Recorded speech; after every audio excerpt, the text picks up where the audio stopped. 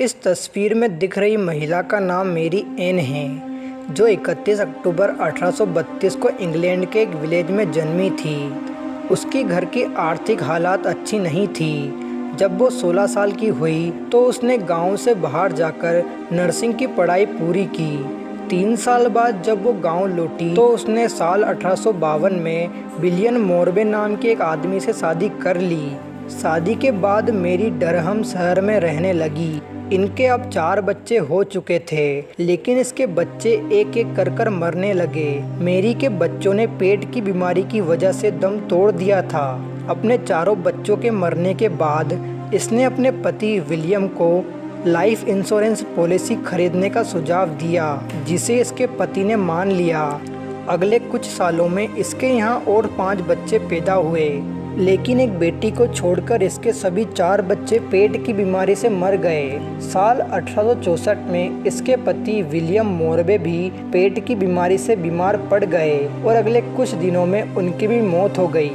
पति विलियम की मौत के बाद मेरी को इंश्योरेंस के सारे पैसे मिले। इसके बाद मेरी ने अपनी इकलौती बची बच्ची को अपनी मां के हवाले कर दिया और वो एक हॉस्पिटल में नर्स की जॉब करने लगी। साल 1865 में उसने एक पेशेंट जॉर्ज वॉर्ड से शादी कर ली, जो काफ़ी अमीर था। अभी इनकी शादी के कुछ दिन ही गुजरे थे कि मेरी की इकलौती बची बेटी भी मर गई। हैरत की बात तो ये है कि वो भी पेट की बीमारी से ग्रसित थी। इसके कुछ दिनों के बाद इसने जॉर्ज वॉर्ड को भी इंश्योरेंस पॉलिसी खरीदने की सलाह दी। जॉर्ज ने भी इसकी बात मान ली और इंश्योरेंस पॉलिसी खरीद ली, जिसके 1 साल के बाद जॉर्ज की भी पेट की बीमारी की वजह से मौत हो गई। जॉर्ज के मरने के बाद मेरी को इंश्योरेंस कंपनी की ओर से अच्छी खासी रकम हासिल हुई। इसके बाद मेरी अपने अगले शिकार की तरफ निकल पड़ी।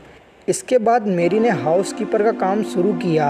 वो जेम्स रॉबिन्सन नाम के आदमी के घर पर काम करने लगी। जेम्स की पत्नी की मृत्यु हो चुकी थी। मेरी ने इस बात का फ़ायदा उठाकर जेम्स से शादी कर ली, लेकिन इसके अगले 3 सालों में जेम्स के 3 बच्चे एक एक कर मर गए और कुछ वक्त बाद जेम्स की भी मृत्यु हो गई।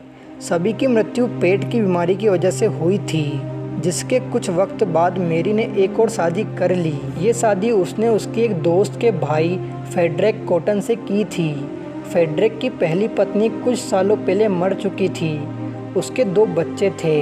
इन बच्चों की देखभाल के लिए उसने मेरी से शादी की थी।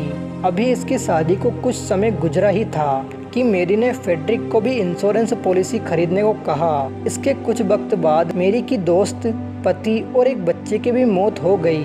अब इसका सिर्फ एक बेटा बचा था। इस दौरान मेरी के एक लवर जॉर्ज ने उसे शादी के लिए कहा, जिस पर मेरी ने साफ मना कर दिया।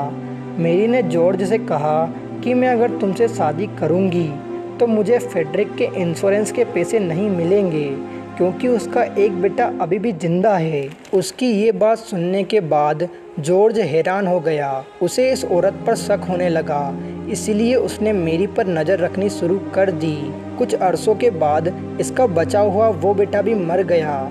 जॉर्ज ने हॉस्पिटल में जाकर इसकी जानकारी ली तो पता चला कि इसे जहर देकर मारा गया था। जॉर्ज ने इस बात की खबर पुलिस को दे दी। इसके बाद पुलिस ने मेरी को गिरफ्तार कर लिया। मेरी पर कोर्ट में मुकदमा चलाया गया, जहां मेरी के ऊपर 21 लोगों की हत्या करने का इल्ज़ाम लगा और मेरी को मौत की सज़ा सुना दी गई। कहा जाता है कि मेरी इंश्योरेंस के पैसों के लिए अपने करीबी को जहर देकर मार देती थी। इसे ब्रिटेन की सबसे पहली महिला सीरियल किलर माना जाता है।